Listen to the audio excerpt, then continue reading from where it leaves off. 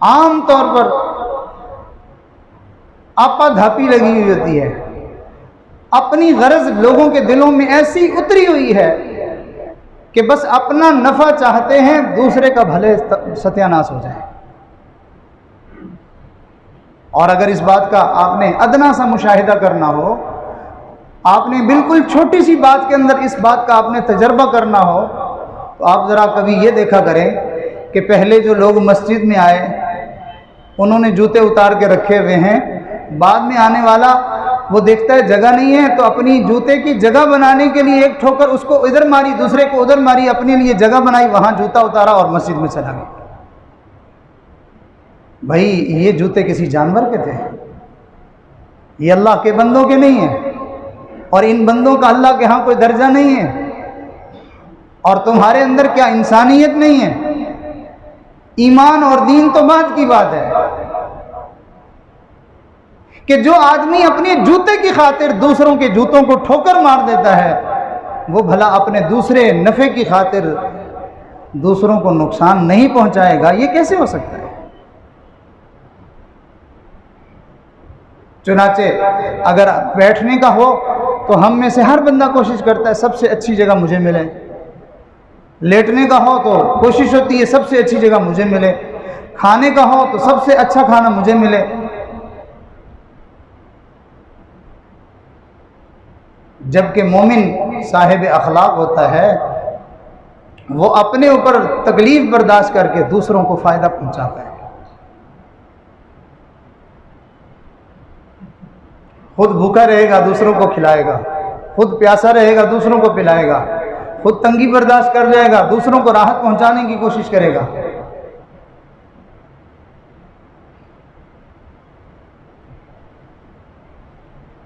چھوٹی چھوٹی باتیں ہیں جو ہماری بد اخلاق ہونے کی نشاندہی کرتی ہیں۔ صاحب اخلاق لوگوں کی ذرا باتیں دیکھیں۔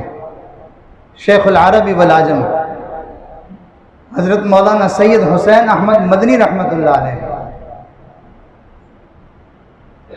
حضرت شیخ الہند رحمۃ اللہ علیہ جو کہ حضرت کے استاد تھے، حضرت مدنی رحمۃ اللہ علیہ کے استاد تھے، تو حضرت شیخ الہند رحمۃ اللہ علیہ کے ہاں مہمان ایک دفعہ کافی سارے آ گئے، اور ایک ہی بیت الخلاء تھا،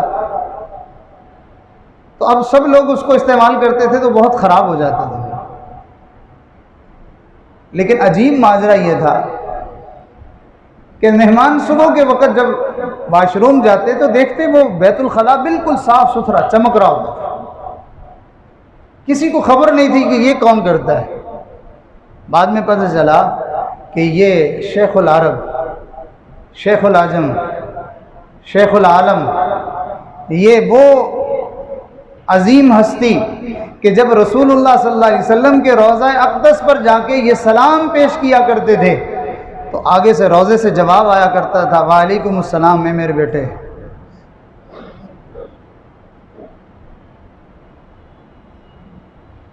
تو یہ اپنے استاذ کے لیے نہیں، اپنے استاذ کے مہمانوں کی خاطر ان کے بیت الخلاء صاف کر دیا کرتے تھے، دوسروں کو نفع پہنچانا۔ ہم بیت الخلاء میں بھی جائیں تو دوسروں کے لیے ایسا ماحول بنا دیتے ہیں کہ دوسرے کے لیے جانا مشکل ہو جائے۔ ہم کھانا بھی کھائیں تو وہاں پہ بھی صورتحال ایسی ہے کہ ہم نے ایسا کھانا کھایا ہے کہ اس برتن میں، اس دسترخوان پہ وہاں کوئی دوسرا بندہ بیٹھ کے کھانا نہیں کھا سکتا۔ ہم جس کمرے میں ایک دو دن رہ لیں تو اس کمرے کا ایسا حشر نشر کر دیتے ہیں کہ گھر والے بھی کانوں کو ہاتھ لگاتے ہیں کہ یہ کیا بھینس اس میں باندھی ہوئی تھی۔ ہم سمجھتے ہیں ہمارا کام گند ڈالنا ہے۔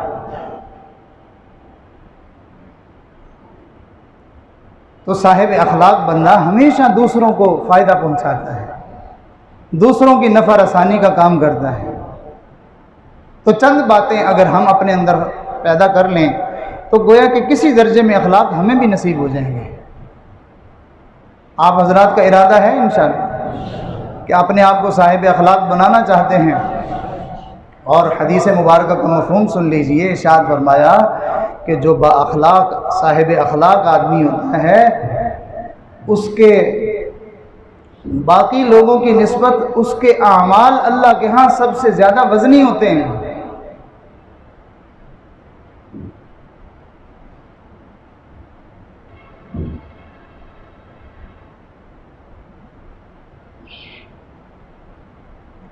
تو صاحب اخلاق بننے میں سب سے پہلی چیز کہ جو انسان یہ چاہے کہ میرے اخلاق اچھے ہو جائیں، اس کو چاہیے کہ وہ دل میں یہ نیت کرے، دل میں یہ ارادہ کرے کہ آج کے بعد کبھی بھی میں جھوٹ نہیں بولوں گا۔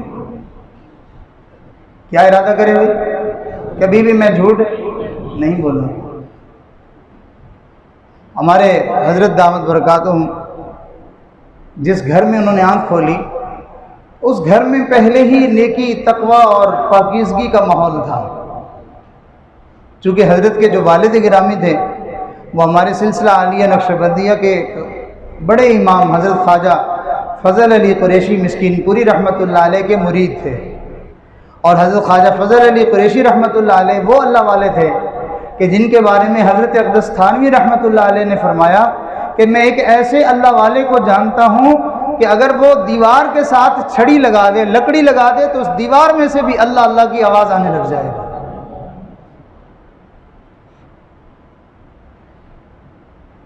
حضرت خواجہ فضل علی قریشی رحمۃ اللہ علیہ کے محبت کرنے والوں میں سے اور معتقد لوگوں میں سے حضرت اقدس حضرت مفتی کفایت اللہ صاحب رحمۃ اللہ علیہ کا نام بھی شمار ہوتا ہے۔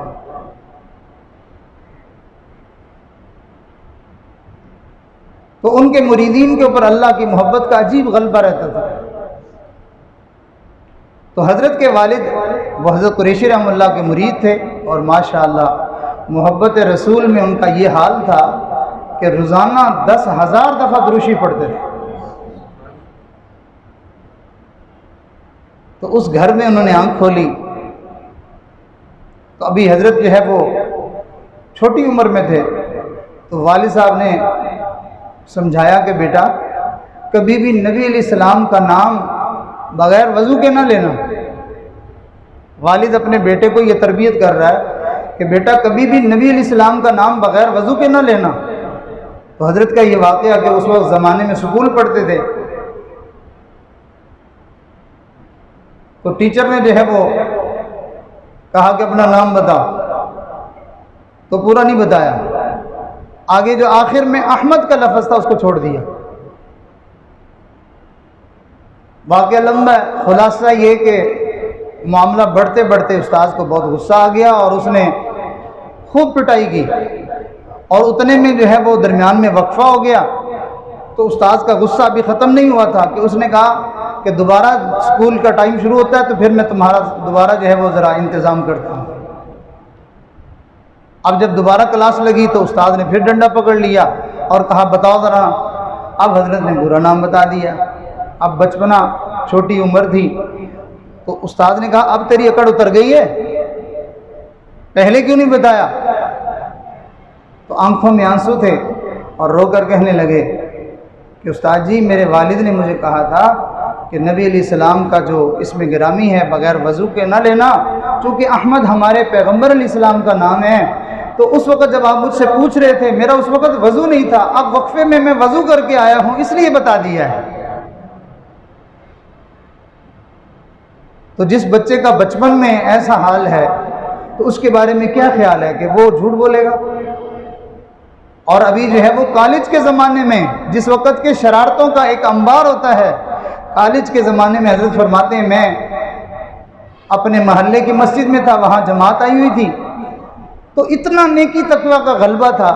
فرماتے ہیں رات کو میں سویا وہیں مسجد میں تو میں نے خواب دیکھا کہ سیدنا صدیق اکبر رضی اللہ تعالیٰ عنہ میرے خواب میں تشریف لائے، اور انہوں نے آ کے میرے دل کے اوپر انگلی رکھ کے 3 مرتبہ کہا اللہ اللہ اللہ۔ فرماتے ہیں اسی نیند کی حالت میں میرے دل سے اللہ اللہ کی آواز آنے لگی، اور جب میں اٹھا تو میرا دل بہت تیزی سے دھڑک رہا تھا اور مسلسل مجھے محسوس ہو رہا تھا کہ اللہ اللہ کی آواز آ رہی ہے۔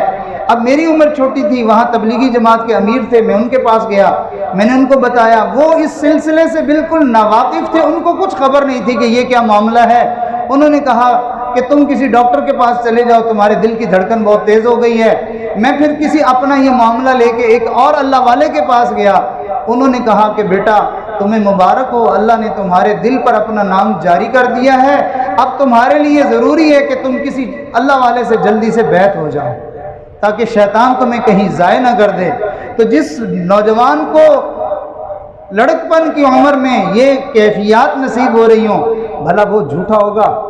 وہ تو سچ بولنے کا عادی ہوگا۔ فرماتے ہیں ہم بچپن سے ہی سچ کی عادت تھی اور گھر میں تعلیم بھی یہی تھی، لیکن کرتے کرتے جب میں اپنے مرشد حضرت پیر غلام حبیب رحمۃ اللہ علیہ کی خدمت میں پہنچا تو انہوں نے مجھے ایک دن فرمایا، ذوالفقار تم کوشش کرو کہ تمہاری زبان سے جھوٹ نہ نکلے، تم کوشش کرو کہ تمہاری زبان سے، بولیے بھائی، تمہاری زبان سے جھوٹ نہ نکلے۔ فرماتے ہیں میں بڑا حیران ہوا کہ اچھا، میں تو اپنے آپ کو سچا سمجھتا تھا اور آج میرے مرشد مجھے یہ کہہ رہے ہیں کہ تم کوشش کرو کہ تمہاری زبان سے جھوٹ نہ نکلے۔ فرماتے ہیں اس دن کے بعد میں نے اپنی زبان کی نگرانی شروع کر دی کہ میری زبان سے کبھی جھوٹ نہ نکلے، اور فرماتے ہیں اپنی زبان کو پھر سچا بنانے کے لیے مجھے 10 سال لگ گئے۔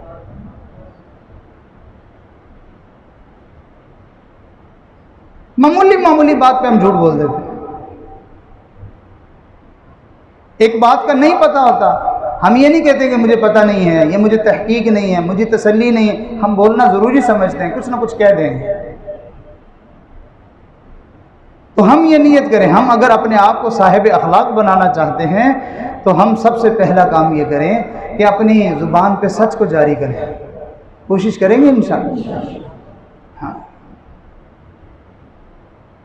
اور یہ بات بھی ذہن میں رکھیے گا کہ یہ زبان کا سچ اور جھوٹ آپ کو دکھائی نہیں دے گا،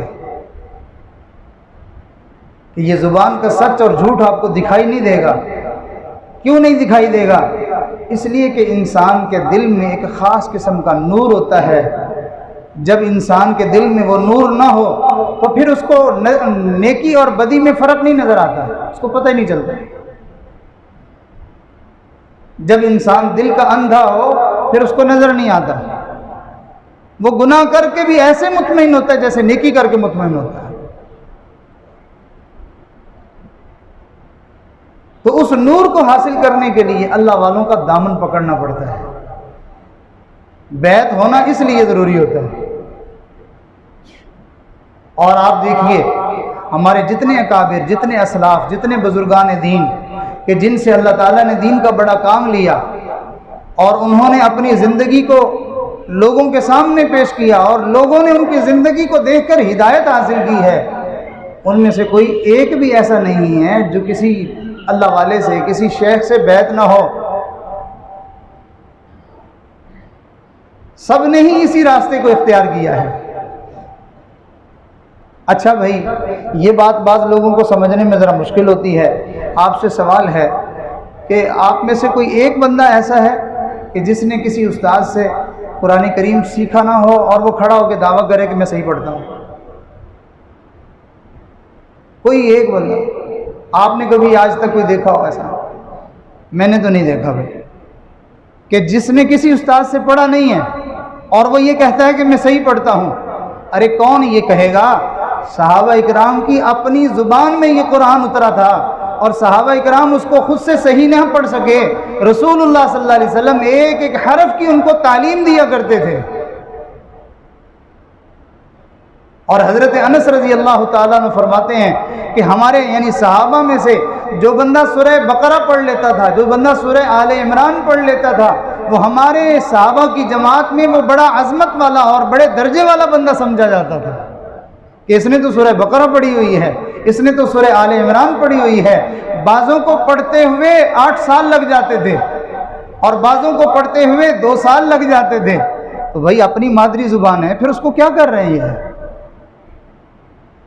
عمر رضی اللہ تعالیٰ عنہ نے نماز پڑھی ہے ایک صحابی کے پیچھے اور انہوں نے سورہ فرقان کی تلاوت کی ہے نماز کے اندر، سلام پھیرا ہے، عمر رضی اللہ تعالیٰ عنہ اٹھے ہیں اور جا کے اپنی چادر لے کے اس صحابی کے گلے میں ڈال دی اور اس کو گھسیٹتے ہوئے رسول اللہ صلی اللہ علیہ وسلم کی خدمت میں جا کے پیش کیا، جا کے عرض کیا یا رسول اللہ صلی اللہ علیہ وسلم یہ قرآن غلط پڑھتا ہے۔ آج تو ہماری اپنی حکومت ہے نا، ہم غلط پڑھیں صحیح پڑھیں، ہمیں کون روکنے والا ہے؟ پھر عجیب بات ہے، جو غلط پڑھنے والے ہیں وہ کہتے ہیں بس ہم سادہ پڑھتے ہیں۔ بھئی اتنی بھی کیا سادگی ہے کہ قرآن ویسے ہی غلط ہو جائے؟ تو جو طالب علم ہیں وہ تو ماشاءاللہ اس محنت میں لگے ہوئے ہیں، اور جو مجھ جیسے عوام الناس ہیں ان کے لیے یہ بات ضروری ہے کہ جو قرآن مجید صحیح نہیں پڑھتا وہ اجر اور ثواب کی امید مت رکھے۔ رسول اللہ صلی اللہ علیہ وسلم نے ارشاد فرمایا کہ بہت سے قرآن پڑھنے والے ایسا پڑھتے ہیں کہ خود قرآن ان پر لعنت کرتا ہے، اور بعض دفعہ ناظرہ نہیں پڑھا، حفظ نہیں کیا، کسی استاذ کے پاس اس طرح سے قرآن کریم صحیح نہیں پڑھا، اور وہ کتابیں پڑھنے لگ گئے، اور پڑھتے پڑھتے عالم بن گئے، مولانا صاحب بن گئے، اور مسجد کے امام بن گئے، اور ماشاءاللہ مصلی پہ کھڑے ہو کے غلط پڑھ رہے ہوتے ہیں۔ اتنی بھی زیادتی نہیں ہونی چاہیے۔ حضرت اقدس تھانوی رحمۃ اللہ علیہ کے پاس جب کوئی بیعت ہونے کے لیے آتا تھا تو حضرت شرط لگاتے تھے کہ میرا اگر مرید بننا ہے، مجھ سے اگر بیعت کرنی ہے تو تمہیں قرآن کریم صحیح پڑھنا ہوگا۔ جامعہ اشرفیہ لاہور کا مدرسے کا نام سب نے سنا ہوا ہے، اس کے بانی حضرت مولانا مفتی حسن صاحب رحمۃ اللہ علیہ جب بیعت ہونے کے لیے آئے تو حضرت نے ارشاد فرمایا کہ دیکھو تم نے بچپن میں گھروں میں پڑھانے والی عورتوں سے قرآن پڑھا ہے، مجھ سے بیعت ہونے کے لیے شرط یہ ہے کہ تم قرآن کریم کسی اچھے قاری سے دوبارہ پڑھو گے، اگر یہ شرط منظور ہے پھر میں تمہیں بیعت کروں گا۔ تو بہرحال میں عرض یہ کر رہا تھا کہ صحابہ کرام بھی باقاعدہ سیکھتے تھے، تو ہمیں بھی سیکھنا چاہیے۔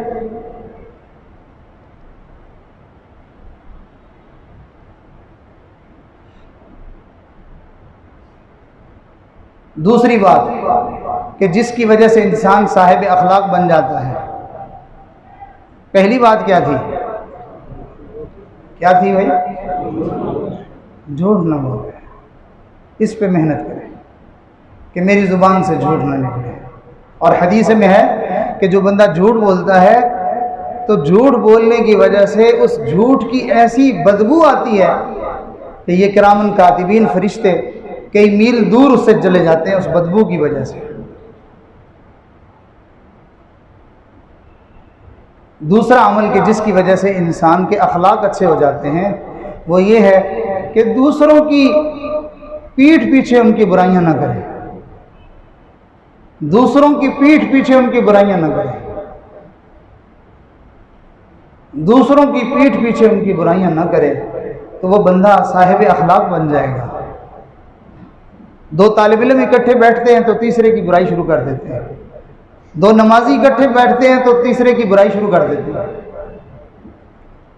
گھروں کے اندر عورتیں اکٹھی بیٹھتی ہیں تو اپنے عزیز اپنے رشتہ داروں کی برائیاں شروع کر دیتی ہیں۔ ایک مرتبہ نبی علیہ السلام تشریف لائے کچھ لوگوں کے پاس، تو آپ نے ان سے ارشاد فرمایا تم خلال کر لو، دانتوں میں گوشت کھانے کے بعد جو تنکے کے ساتھ اپنے دانتوں کو صاف کیا جاتا ہے، خلال کرنا سبھی سمجھتے ہیں، تو آپ نے ارشاد فرمایا کہ تم خلال کر لو۔ تو صحابہ نے عرض کیا یا رسول اللہ صلی اللہ علیہ وسلم ہم نے تو گوشت نہیں کھایا، ہم نے تو گوشت نہیں کھایا، آپ ہمیں فرما رہے ہیں کہ ہم خلال کریں۔ آپ نے ارشاد فرمایا میں دیکھ رہا ہوں کہ تمہارے دانتوں کے ساتھ فلاں فلاں کا گوشت جو ہے وہ لگا ہوا ہے، یعنی تم نے غیبت کی ہے۔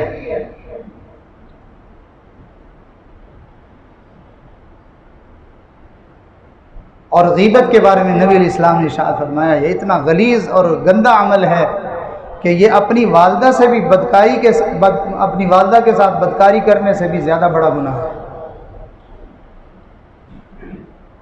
اور ہماری مسجدیں اور ہمارے مدرسے اور ہمارے گھر اور ہمارے بازار یہ اس غیبت کے گناہ سے سب بھرے ہوئے ہیں۔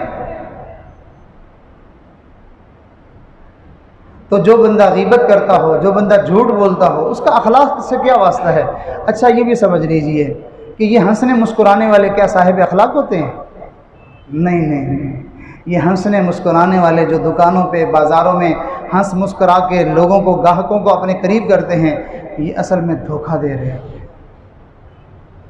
وہ لوگوں کو یہ باور کروانا چاہتے ہیں کہ دیکھو میں تمہارے ساتھ کتنے اچھے انداز میں بات کر رہا ہوں، میں تمہارے ساتھ خوش اخلاقی سے پیش آ رہا ہوں، بندہ اس جھانسے میں آ جاتا ہے یہ آدمی دیکھو کتنا یار اچھے اخلاق والا ہے، کتنے پیار محبت سے بات کر رہا ہے، وہ اس دھوکے میں آ کر اس کی بات کو مان لیتا ہے اور وہ لوگوں کو یہ دھوکہ دے کر یہ جال پھینک کر مسکرانے والا اس کو قابو کر لیتا ہے اور پھر اس سے اپنے مطلب کی جو وہ چاہتا ہے ویسی جو ہے وہ خرید و فروخت کا سلسلہ اس کے ساتھ کر دیتا ہے۔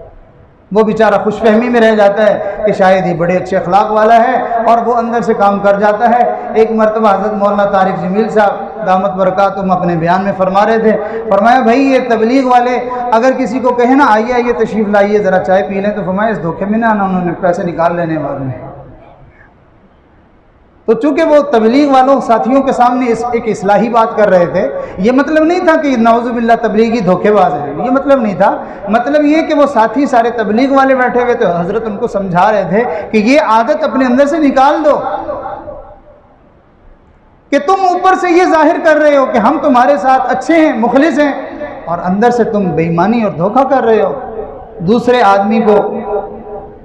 ایک ہے کہ دوسرے بندے کو پتہ ہے کہ یہ میرے ساتھ داؤ لگائے گا، یہ بھی برا ہے، لیکن حدیث میں ہے کہ یہ تو بہت ہی بری بات ہے کہ دوسرا آدمی تمہیں اچھا سمجھ رہا ہے اور تم اس کے ساتھ اندر میں برائی کر رہے ہو۔ تو دوسری بات کہ جو صاحب اخلاق اپنے آپ کو بنانا چاہے وہ کیا کرے بھائی؟ دوسروں کی برائیاں ان کی پیٹھ پیچھے نہ کرے۔ تو صحابی نے پوچھا اللہ کے نبی اگر وہ واقع میں اس میں وہ برائی پائی جا رہی ہے، تو وہ کام اس نے، وہ کرتوت، وہ غلط حرکت اس نے کی ہے، تو پھر آپ نے ارشاد فرمایا یہی تو غیبت ہے، اور اگر وہ معاملہ اس میں ہے ہی نہیں اور تم بات کر رہے ہو یہ تو بہتان ہے جو اس سے بھی بڑا گناہ ہے۔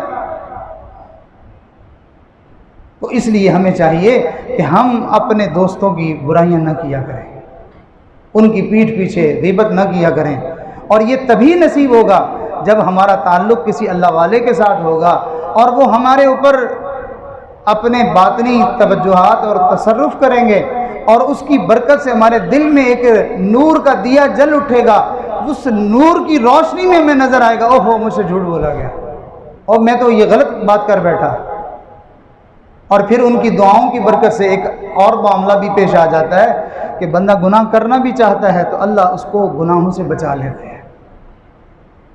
ایک واقعہ عرض کر کے بات کو سمیٹ دیتے ہیں، بات زیادہ لمبی ہو رہی ہے، کہ اللہ والوں کے ساتھ تعلق رکھنے کی برکت سے انسان گناہوں سے کیسے بچ جاتا ہے۔ حضرت اقدس گنگوہی رحمۃ اللہ علیہ کے ایک خادم تھے، ان کا معمول تھا کہ وہ روزانہ حضرت کو سلاتے تھے، مٹھی چاپی کرتے، تیل وغیرہ لگاتے، بستر لگاتے، سارا انتظام کر کے حضرت کو پہلے سلاتے تھے، اس کے بعد پھر خود اپنے آرام کے لیے جاتے تھے۔ ایک دفعہ کیا ہوا کہ انہوں نے حضرت کو سلایا، دل میں یہ خیال آیا کہ اب حضرت تو سو گئے، تو ان کے دل میں کسی گناہ کا ارادہ تھا، تو حضرت کو سلا کے وہ مطمئن ہو کے گناہ کے لیے چل پڑے۔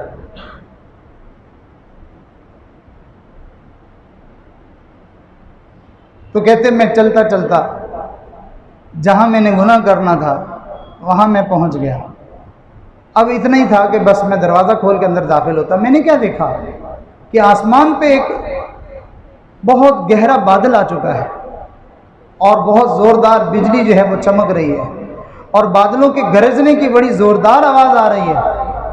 کہتے جب میں نے یہ منظر دیکھا تو میں ڈر گیا کہ ابھی بارش شروع ہو جائے گی اور یہ بادلوں کی ایسی گرج ہے تو اس کی وجہ سے حضرت کی آنکھ کھل جائے گی، جب حضرت اٹھیں گے وہ مجھے آواز دیں گے یا مجھے بلائیں گے، میں وہاں نہیں ہوں گا تو میرا تو یہ چوری پکڑی جائے گی۔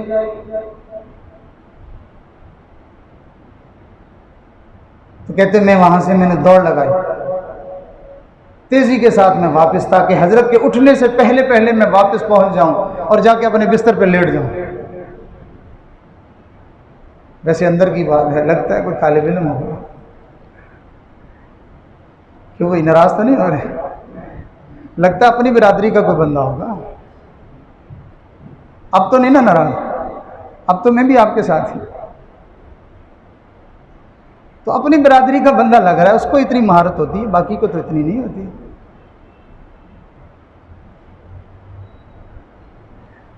تو جو باہر کے ساتھی بیٹھے ہوئے ہیں وہ یہ مت سمجھیں کہ یہ طالب علم اتنے گندے ہوتے ہیں، وہ یہ مت سمجھیں، ان کی ساری برائیاں ایک طرف، اس کے باوجود اللہ ان سے پیار کرتے ہیں۔ آپ ساری ساری رات سجدے میں گزار دیں، آپ سارا سارا دن عبادت میں لگے رہیں، اللہ کی قسم ہم طالب علموں کے جوتوں کے ساتھ لگنے والی خاک کے برابر بھی نہیں ہو سکتے ہیں۔ ان کو اللہ نے جو شرف دیا ہے، کس وجہ سے؟ کہ رسول اللہ صلی اللہ علیہ وسلم کے ساتھ ان کی نسبت جڑی ہوئی ہے، کہ یہ آپ کے لائے ہوئے دین کو پڑھ رہے ہیں۔ آج یہ بچپنا ہے، لاابالی ہے، نادانی ہے، نہ سمجھی ہے، آج یہ غلطیاں کر رہے ہیں، نہ جانے ان میں سے کتنے بایزید بستامی کھڑے ہو جائیں گے۔ تو اس لیے یہ بات خیال رکھنا کہ جی طالب علم اچھا ایسی حرکتیں بھی کرتے ہیں۔ بچپنا ہر ایک کا جو ہے وہ شرارتوں والا ہوتا ہے۔ ہمارے حضرت جی دامت برکاتہم نے ایک بچے کو تحنیک کی تھی، گڑتی جس کو کہتے ہیں۔ تو اب مشہور یہی ہے، ترکیب یہی ہے کہ تحنیک جو بندہ کرتا ہے تو اس کا اثر اس بچے میں چلا جاتا ہے۔ اس لیے یہ حکم دیا گیا کہ نیک لوگوں سے وہ تحنیک کروائی جائے۔ وہ کھجور چبا کے یا شہد کو جو اپنے منہ میں ڈال کے تو وہ اپنا جھوٹا لعاب اس بچے کے، پیدا ہونے والے بچے کے منہ میں ڈال دے، تاکہ اس بزرگ کی نیکی والا اثر اس بچے میں بھی چلا جائے۔ اور یہ ایسا ہوتا ہے۔ تو حضرت نے اس بچے کی جو ہے وہ تحنیک فرمائی تھی۔ اب وہ بچہ جیسے جیسے بڑا ہوا تو وہ ذہین تھا، بڑا تیز تھا، تو اب وہ اپنی ذہانت جب بچے کی ہوتی ہے تو وہ پھر نئی نئی حرکتیں، نئی نئی شرارتیں کرتا ہے۔ تو اس حضرت کا ان کے گھر میں آنا جانا بڑی کثرت کے ساتھ تھا۔ تو اس بچے کی دادی اماں بڑی عمر کی تھی، تو حضرت سے کہنے لگی، پیر صاحب آپ نے اس کو گڑتی دی ہے، تحنیک کی ہے، بڑا شرارتی ہے، کیا آپ بھی بچپن میں شرارتی تھے؟ تو حضرت نے فرمایا، ہاں بی بی میں بھی بہت شرارتی تھا۔ تو بھائی شرارتی ہونا یہ کوئی بری بات تو نہیں ہے، یہ تو بچے کے صحت مند اور ذہین ہونے کی علامت ہوتی ہے کہ پتہ چلتا ہے اس کا دماغ کام کر رہا ہے۔ اگر اس کا دماغ کام نہیں کرے گا وہ تو ایک جگہ پہ وہ گوشت بن کے بیٹھا رہے گا بس۔ تو جب وہ نقل و حرکت نہیں کرے گا، نئے نئے تجربے نہیں کرے گا، نئی نئی تحقیق نہیں کرے گا تو وہ آگے کیسے بڑھے گا؟ بہرحال جیسے جیسے عمر بڑی ہوتی ہے، نیکی تقویٰ کا اثر ہوتا ہے۔ یہی طالب علم کوئی احمد علی لاہوری بنتا ہے، کوئی عطا اللہ شاہ بخاری بنتا ہے، کوئی عبداللہ درخواستی بنتا ہے، تو طالب علموں سے ہمیشہ ٹوٹ کے پیار کرنا چاہیے، کبھی بھی بری نظر سے نہیں دیکھنا چاہیے کہ یہ آج یہ طالب علم ہے، آج یہ سیکھ رہا ہے، ہم تو اس راستے میں آئے ہی نہیں ہیں، یہ تو سیکھنے میں لگے ہوئے ہیں، پتہ نہیں یہ سیکھتا کس اونچے مقام تک جا پہنچے گا۔ اسی وجہ سے نبی علیہ السلام نے فرمایا، اپنی امت کو خاص رہنمائی ارشاد فرمائی، فرمایا کہ تم کوشش کرو عالم بن جاؤ، نہ بن سکو تو طالب علم بن جاؤ، اور اگر یہ بھی نہ کر سکو تو پھر کم از کم ان کی محبت اپنے دل میں رکھنا۔ اگر یہ محبت بھی نہیں ہوگی تو پھر تم ہلاک ہو جاؤ گے۔ تو طالب علموں کی محبت انسان کے لیے سرمایہ اور سعادت کی بات ہوتی ہے۔ تو یہ باہر کے جو عوام الناس میں سے آئے ہوئے دوست ہیں، یہ ان کے لیے میری بات تھی۔ بہرحال میں واقعہ سنا رہا تھا کہ حضرت گنگوہی رحمۃ اللہ علیہ کا وہ جو خادم تھا وہ اپنی برادری کا تھا۔ وہ کہتا میں نے دوڑ لگائی، میں خیال تھا کہ حضرت کے اٹھنے سے پہلے پہلے میں وہاں پہنچ جاؤں۔ کہتے جب میں واپس پہنچا تو میں نے کیا دیکھا کہ حضرت گنگوہی رحمۃ اللہ علیہ اپنی چارپائی کے اوپر بیٹھے ہوئے مراقبہ کر رہے ہیں، اور وہ جو بادل اور چمک اور گرج جو میں نے وہاں دیکھی تھی، کہا میں نے آسمان پہ دیکھا کوئی نام و نشان ہی نہیں تھا۔